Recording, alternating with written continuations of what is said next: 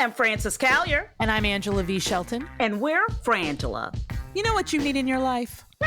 The Final Word podcast. Yes, you do. That's right. It is the final word on all things political and pop cultural. Where we make real news real funny. Where we inspire you so you can hashtag resist. Subscribe and get a new episode of the Final Word podcast each week. It's the news we think you need to hear. That's right. We think you need to hear it.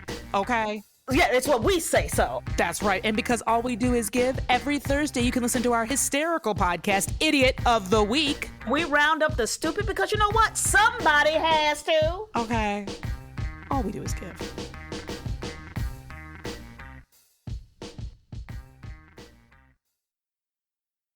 MSW Media.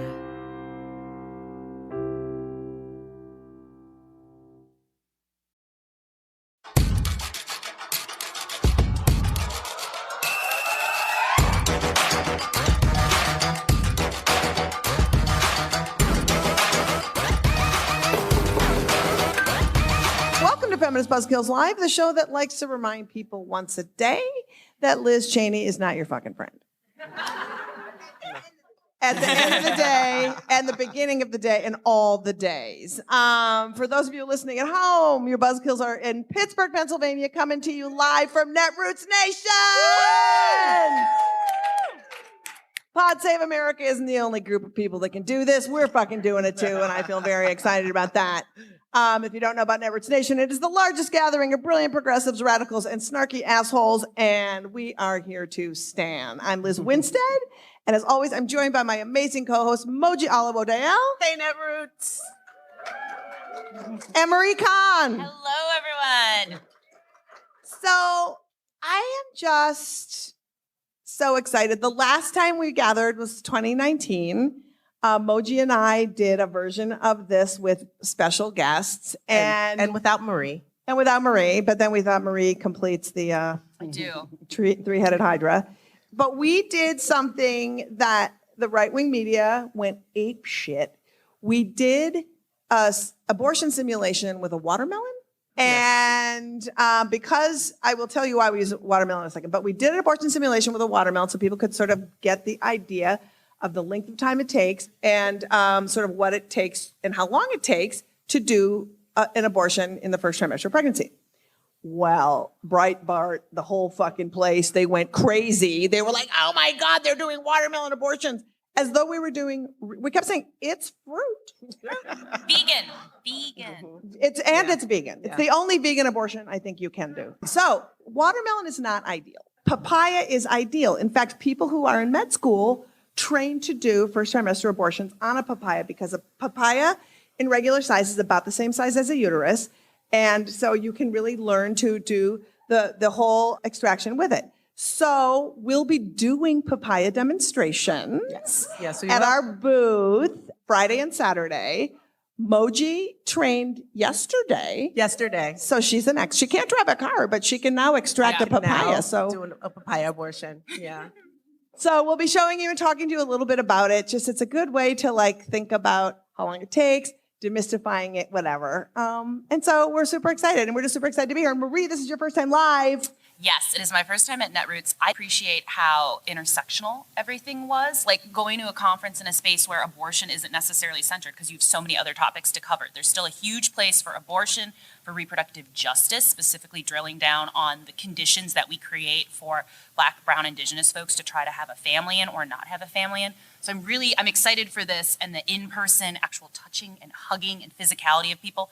And I didn't realize the rich history in supporting union rights and union access in this conference. Let's get some upstairs for that. So thank you, Netroots, for doing that and continuing to prioritize that. I know. I think it's really great too. And it's also just, I feel glad because it's been a struggle for real talking about abortion, even in progressive spaces. We often have been ignored. We've often told we were wedge issuing. It's not part of the larger scope of whatever. And Roe is safe. We get that. Roe is safe. I remember getting that a lot. the splaining around that was very intense. But the good news is we're doing it, we're centering it, and we have incredible shows all 3 days. We're going to be doing our podcast all 3 days, and we have panels and all that. We'll talk about all that. But in this particular show, Marie, you want to kick us off as to what we are talking about today?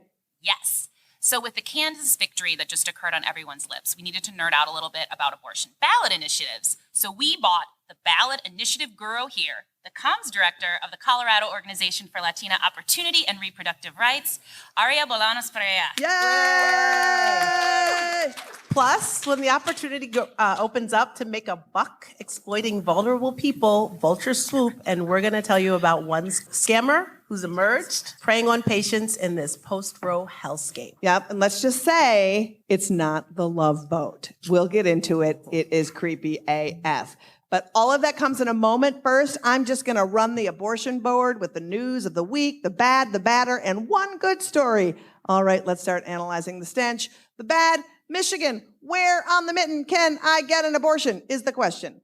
That's right, the abortion labyrinth known as Michigan continues as a judge started hearing arguments Wednesday on whether a restraining order that has paused a 1931 abortion law that criminalizes the procedure will remain in effect until a vote on a ballot initiative dumping the law and codifying the right to abortion in the state constitution takes place this fall. So here's what's nuts. A clusterfuck of misogynistic thirst-trap county prosecutors are like begging to prosecute in their counties any judge who will listen, trying to prosecute anybody they can find before they get this ballot initiative happening. So Governor Whitmer was like, let's slow this roll, let's get an injunction, and they did. They're trying to not make it happen. But here's what's even crazier. As we know, these people are the worst fucking losers.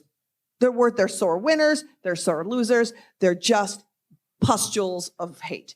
So in Michigan, they have a ballot initiative coming up in the fall. They had a record number of petitioners signed, 720,000. They only did 430. They're checking them all now. But the anti-abortion folks are like, we think this whole thing should be thrown out because, wait for it, grammar.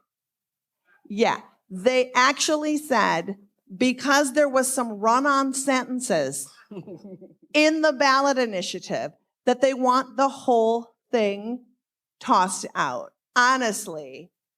And I was like, wait, right-wing trolls, if you're saying grammar is the great invalidator, be gone. Be gone with you always and forever. Then we move over to North Carolina, where it's basically, if at first your legislative process doesn't work, try to find a judge who will help you. So this is the case. The North Carolina, the governor will not sign an abortion ban. So they found a friendly judge who wrote a friend of the court brief that said, could you please just reinstate the 20-week abortion ban because we'd like that?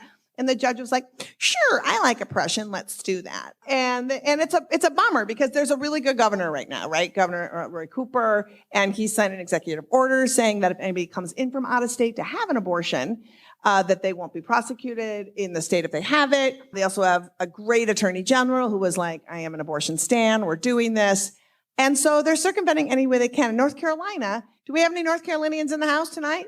Yeah, yeah, that's right, Tom. So North Carolina is just 5 House votes away from having an orc supermajority. And so their House majority leader already said, if that happens, we're going to do like the 6-week ban. We're going to go in hard. So North Carolina, let's think about that. And we got your backs. And finally, finishing up just the quick hits, Florida. There is inexplicable. And then there is the cruelty is the point. And then there is the cruelty is what sustains me day fucking in and day fucking out. Now, Florida's number 3. So, and now I guess it's just not even don't say gay. It's just don't say anything compassionate or helpful or nice or anything. A judge has denied abortion to a teen who is currently living unparented and without a guardian that can help with consent on getting their abortion.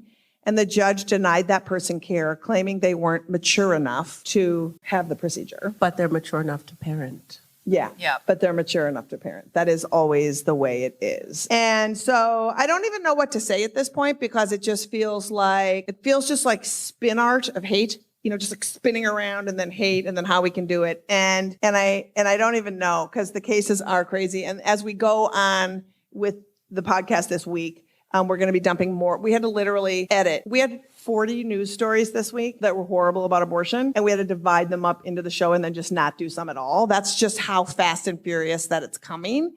And that's why we're just so honored and proud to be able to be doing the show every day for y'all this week to kind of keep you up to speed. But I want to say before I clean up this piece, some good news out of Florida. The state attorney, I don't know if you saw the story, the state attorney general that was fired by Governor Detritus after he said he would not personally do uterine inspections, i.e. abortion witch hunting. He is suing the governor for wrongful termination. And I love this because a man who was wrongfully terminated he was wrongfully terminated for protecting somebody who was rightfully terminating.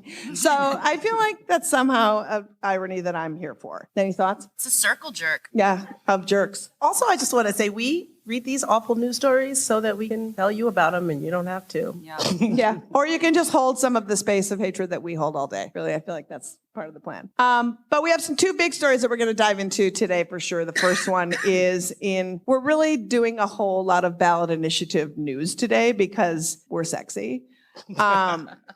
And Kansas, in How Can I Waste Money Other Than Lighting It on Fire news, is literally doing a recall of the 19-point victory they had in keeping abortion in their constitution, because apparently that margin is just too close to call. Moji? Yeah, so this ridiculous, and that's the right word, partial recall is, in a word, pointless. This month, we probably all know, or maybe we don't know, that Kansas voters showed up at the polls to shut down changes to their constitution. And we're so used to, we at Abortion Access Fund and Marie are so used to voters being asleep at the wheel about abortion. It's kind of exciting to have this kind of victory, right? Like, oh, they sent it to the people, and like we had this victory and it was a landslide in counties you'd never expected. And it turns out the chairman of Kansas Coalition for Life was also shaken by these results, and he's decided to take $200,000 from his retirement savings to fund a partial recount that isn't supposed to change shit. It's not going to change anything. 20 points. So basically, these forced birthers, they just can't afford the stupid recount, right? Because it's a lot of money. But because today's Republican Party seems to believe that any election they don't like the outcome to is clearly rife with fraud, they're just going to throw money at it that they don't have. So that's stupid. Well, also, he wanted to mortgage his house. And the Secretary of State was like, you can't fucking mortgage your house to pay for this thing. What type of house is this even? Like, what opulence value you expect to get for your buck? And to be clear, they need to unearth 165,000 votes. They need 10% of these votes. So like Muji said, massive, insane margin. It's the same community that believe, Trump had an election ripped out of him. And they have 5 days to do this in. So to spend this $200,000 to come up with these votes, you got, a functioning standard work week. And I'm curious what's going to happen. Well, I want to say the one thing I do feel excited about is that finally they have to do bake sales and fucking car washes for their bullshit activism when we're the ones always having to do this, if they do beer and taco challenge to fucking do the recall, then no, we are up in arms. We are not having it. It's going to be communion wine and wafer. Oh my God. Yeah, the communion wine and car wash. Good luck with that. Also, God. harping on someone's looks is really the lowest common denominator, but this guy looks like Napoleon Dynamite's deadbeat dad. Okay. We're going to put the link in the show notes. Yeah. Terrifying. Yeah. He looks like the past. He does. He looks like he's from the past. He looks like he has a closet full of white belts. You know what I'm saying? Okay, now on to our big story because, wow, this story really shook us to the core because, as we know, and Moji alluded to, whenever there is crisis, it is a cause for shitbags to find out a way to monetize off of folks who are the most vulnerable. So guess what? It's happening now in abortion provision. So about a week ago, honestly, that I noticed, I started seeing ads and people started having this chatter around an organization called abortoffshore.com. And I was like, what is abortoffshore.com? I'd never heard of it, right? And so I went to their website, and when I saw their logo, look at their logo, it's a mermaid in a tantric yoga pose. I'm like, maybe an organization taking pregnant people out to sea to have an abortion that has a logo that looks more like a mud flap chick than an actual abortion provider needs some scrutiny. And turns out I was right. So you just scour this website, right? And it's just full of wild ass shit. So just laying out for you just some points. Abortion, in procedure abortion can cost around $500 to $750 if you have it in the first trimester. They're charging between $1,500 and $2,200 for the procedure. Cash up front. How you access this abortion, you go to their website and you fill out some rando form with your information, and then they'll get back to you. They do abortions up to 20 weeks, for those of you not familiar with abortion, in between 14 and 23 weeks. Basically, it's a 2-day procedure. So on a boat with a rando, and they provide no like antibiotic care to make sure that anything's happening. And here's the features of the boat. Oh yeah, go ahead. I want to just yes. point it in. It's a 2-day procedure. They don't do 2-day procedures. No. You're on the boat for compressing 5 a 2-day hours. procedure This is a 5-hour tour. into a 5-hour tour. A 5-hour tour. They say who's providing the care. They just list, and I'm air quoting for those listening, trained providers. And also, here's the features of the boat. Are you ready? The number one feature, climate controlled. Okay, that's for cattle and produce. That is not for people having abortions. A large sofa, 42-inch or larger display of what? Display. Yeah. Unclear. And here's the best part, refrigerator and Microwave. mhm. Microwave, yes. So it's so creepy. And media is writing about this, right? And so what they say is, we'll take you to sea. You'll be there for 5 hours. This trained professional will come on board. Then we'll take you back to have aftercare in a hotel in one of these hostile states. Marie, will you explain what the fuck that can lead to? This, and in particular, it's the Gulf Shore coast that this individual is based out of. So I'm with Midwest Access Coalition, a practical support from the Midwest. And it is very hard. States are fighting to be able, those activists there on the ground are trying to be able to support folks. And this isn't a space that this can be done in, unfortunately, safely, both for the pregnant person and also for the presumed like good actor who's trying to assist them. So like how any of this is possibly going to be work and set up for the pregnant person's privacy and safety and comfort is beyond, I've no idea. Well, they say too, after you've had your abortion, should you have any complications, they link to Planned Parenthood. They link to Planned Parenthood. So, Moji, let's talk a little bit just about him really quick. And should people be concerned that he's on parole? People should be concerned that he's on parole. People should be concerned that he has multiple fraud allegations from the dozens of businesses that he's started and is still signed on. They should be worried that he essentially, in the end, is just sort of like. Wait. Let's talk about how much experience he's had in the abortion industry. Yeah. So currently, this guy and I have a little bit more experience than him because I did a bunch of papayas yesterday. So that's you're good for 20 weeks right now. Easy. Yeah, easy. Give me 5 hours in a boat and I got this. So let's just talk about the quote he had. There's a great Jezebel. I'm sorry, off the rails. Why are you on a boat and not drinking? There's a great Jezebel article that really wraps it up that we'll put in the show notes that you should totally read. But this piece of the article, Marie, sums up who this person is in a nutshell. Yes, when asked like how he felt about these probing questions by the media, he said, "No matter on what you say about me, merely mentioning me accomplishes my goal. You can say I'm a fraud. You can even say I'm fake and made it all up. It still fills the SEO." Fraudster's gonna fraud. Fraud's gonna fraud, SEO. So and we want to throw in and let people know that this dude is actually doing a piss poor job of copycatting a really good existing project.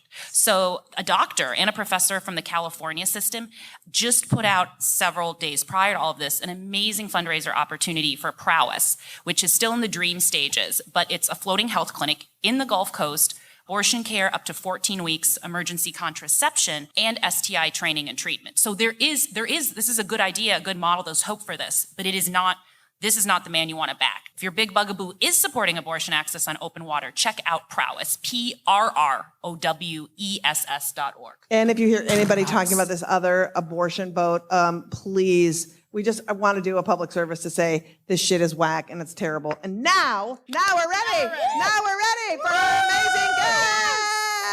Yes. All right. So as she walks up, I'm just going to say, joining us to talk about a ballot initiatives is Aurea Bolaños Perea, Strategic Communications Director of Colorado Organization for Latina Opportunity and Reproductive Rights, or COLOR.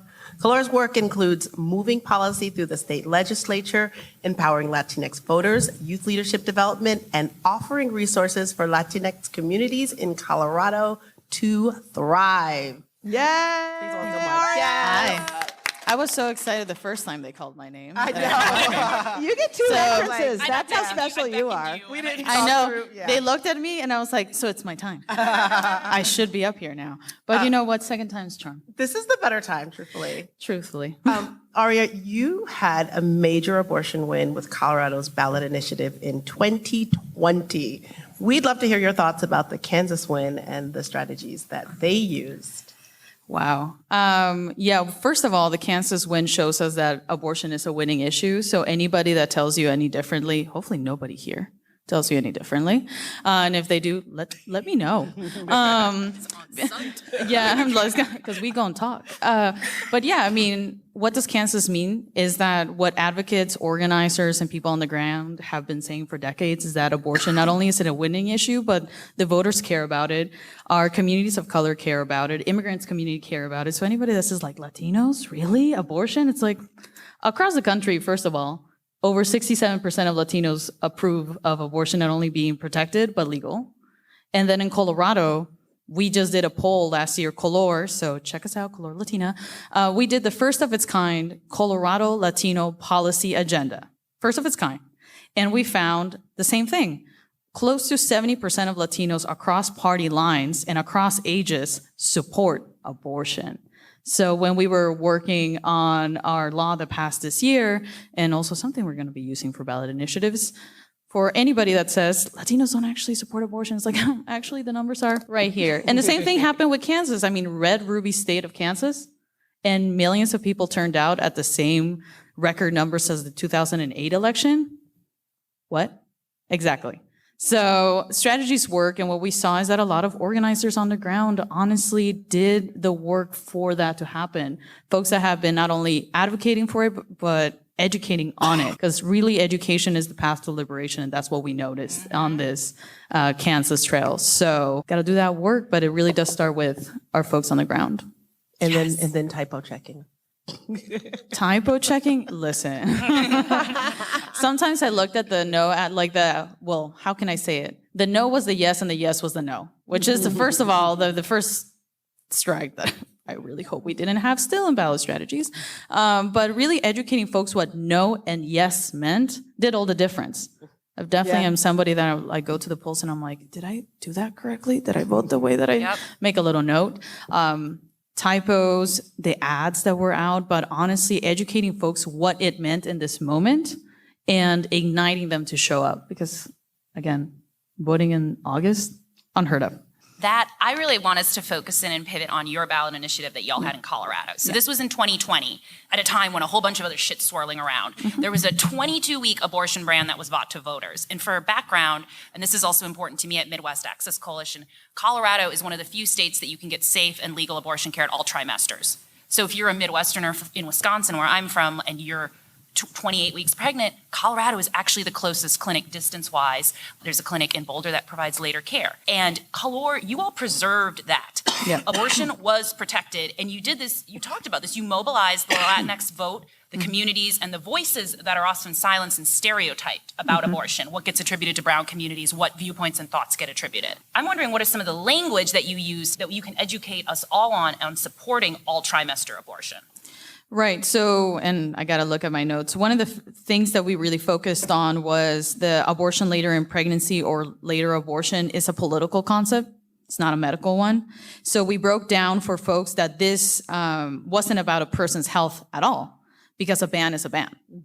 right? So anybody that tries to covets that narrative of like, we're just trying to do what's best for you. And it's like banning access to reproductive healthcare, that's life-saving healthcare, is not good for us. And like you mentioned, Color really focused on efforts on the Spanish-speaking community. Because I think a lot of us, even in this room, may think like, okay, if we just only advocate or print materials and go out in the TV ads in English, you are also marginalizing communities that do turn out to vote, but are either multilingual or monolingual, but it's non-English. And Color, I mean, we're really proud that our organizers really did that educational side of things, but in Spanish. And that's why our people turned out. And ensuring that when we talk about reproductive health care, it wasn't just about abortion. We told them, like, if they started abortion, it's going to be birth control. And we had just passed, that was 2021, the Reproductive Health Care Act, which offers up to 1 year of birth control supplying to undocumented people. So we said, this is 2020, then we have 2021 on the works, and now 2022. Look at the work that we're doing to ensure that health care is protected. And we saw that narrative be very successful, at least with our people. That's awesome. Yes. I love it. So cool. We have to wrap up, but I wanted to just ask if you could give 3 quick tips on the best way to think about initiative. What were the 3 things that you would say where to start? Talk to your community, see what their needs are, right? Because what you may think is an important subject for you, I mean, of course it is, but who are the marginalized people that you are going to need on the ground to turn out? Because community power is truly the path to liberation. Second, who's in your network, right? Who are the people and organizers and organizations that you know are going to come out to bat for you? I have some of my folks here from Cobalt who are also with in Colorado, and they were a great support, network for Color because again, we're 12 people strong, at least in our org. So always confide in your people. And third, make sure that you have reproductive justice champions that are really going to bat for you on these ballot initiatives. Because at the end of the day, like, we can't just stick to like repro and it just being about abortion, reproductive justice, about ensuring that the health of our communities is there, at least for us, right? And at least for you, if this is what you want to work on. Select people that know what's at stake. And that would be my 3. Awesome. Mm-hmm.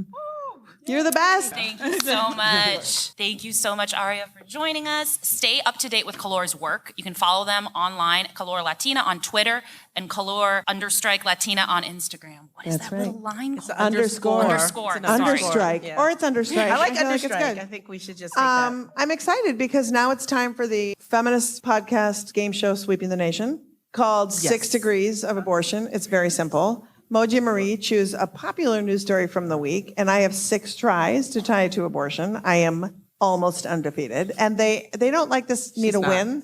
It's a mess. So here we go. I'm doing it in front of people for the first time. I'm slightly nervous, but what is the story? And let's see if I can tie it to abortion. All right. So this week, Marie and I read that General Mills has partnered with Cause, a graffiti artist that you may or may not be aware of, to revamp some breakfast cereal boxes with the monsters in his cool, iconic style. And so we decided that our question this week is to link General Mills. to abortion. Oh, some people on this panel didn't do their research about where their friend Liz is from. I, born and raised, lived part of the time in the Twin Cities of Minneapolis, St. Paul. Who knows where General Mills headquarters is? Anybody? Oh, shit. I have no fucking idea. Minneapolis, St. Paul. Go. If I say General Mills is in Minneapolis, Liz lives in Minneapolis, Liz loves her some abortion, boom, I did it in 3. Yes! Ballot. We'll accept that. We don't need our normal See, type. I was going to say Cause the graffiti artist. Link that up. I could have probably done that too, but I don't have to because General Mills was handed to me on a platter. You amateurs. We're going to move on to our sponsors, and then we're going to close out this show. All right. Our sponsors. What sponsors? We wouldn't be able to do this podcast without our generous fake sponsors. And Moji, this episode, they really redefine what it means to care, don't Yes, they? we love our fake sponsors. Moji, who is it this week? Absolutely. I think this really does. Listen up, pro-lifers. How many times have you heard this? If you're so pro-life, why don't you help foster kids or adopt children already born? So often, you just don't have time. Between hours spent screaming at patients outside of a clinic and making signs to carry while you scream at patients outside of clinics, how can you fit actually caring for actual children into your busy schedule? Sound familiar? Then Rent the Runaway is for you. With Rent the Runaway, you can pop on down to one of our Rent the Runaway locations and choose from our menus of runaways and fun backgrounds, a church, a megachurch, or Mar-a-Lago. Simply snap a few pics with your runaway, then toss that up on Insta with #blessed, and you will have created the illusion that you're caring for someone. Easy peasy, in and out in 30 minutes. You look like a hero, and you don't even have to learn their last name.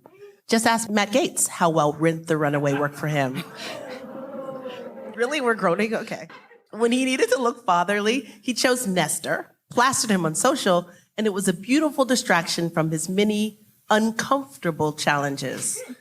If you sign up now for a monthly subscription using promo code ConditionalCare, you will unlock access to even more ethnicities and exciting backgrounds. And you can choose from one of the two genders for free. Rent the Runaway when you're too busy to care. Wow, I feel like our sponsors, that sounds slightly like trafficking. I just want to say that slightly Just a bit. sounds. Just the tip. Yeah. Sounding a little judgy there. Yeah, you know, I Sounding a feel little like judgy. maybe we wouldn't need sponsors if people would sponsor our Patreon. But that is our show. We have to wrap it up. Let's thank you guys for coming. Let's just quickly go out with some business and some things, and we will wrap it up here in 3 minutes. Let's go, Marie. Yes, thank you so much, Aurea, for joining us. Thank you so much, Netroots. It's so fun to take the show on the road, and thank you for listening. We are here for you as we navigate these super dark days. We want to be a reliable info hub and a source of humor as we face some really hard times together. We are in this with you. We got you. Also, will you please support the pod? Like, do it right now. Just pick up your phone. You can do it. Subscribe, write a review, give us 5 stars. And by doing so, you're helping your Buzz Kids reach more people. And that means more folks with us fighting this shit. To keep up on all the latest repro news, follow us on social at Abortion Front on Twitter, Instagram, Facebook, TikTok, and YouTube. FBK Live is edited by Remedied Tournay and is produced by Abortion Access Front. And Operation Save Abortion, our 5-part activist training program, is now streaming online, complete with an activity guide for each session at operationsaveabortion.com. Plus, on August 26th, we are dropping it as a pod series as well, right here on the FBK Live channel. So you'll be able to watch or listen and then participate in the activities. And lastly, join our Patreon. You'll support great content and get cool FBK merch and experiences.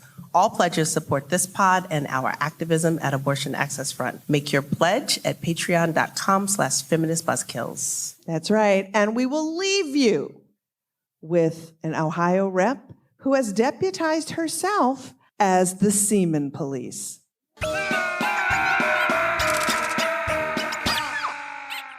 That I clearly don't trust women enough to make choices to control their own body. And my response is, I do trust women enough to control when they allow a man to ejaculate so inside of them and to control that intake of semen. So that may be inflammatory, but I think as a legislature, we have the responsibility to create a legal framework that is friendly in supporting rights. Feminist Buzzkills Live, the podcast from Abortion Access Front. When BS is poppin', we pop off. New episodes drop Friday. If you want to support our podcast and all the work of Abortion Access Front, like, subscribe, and join our Patreon at patreon.com/feministbuzzkills.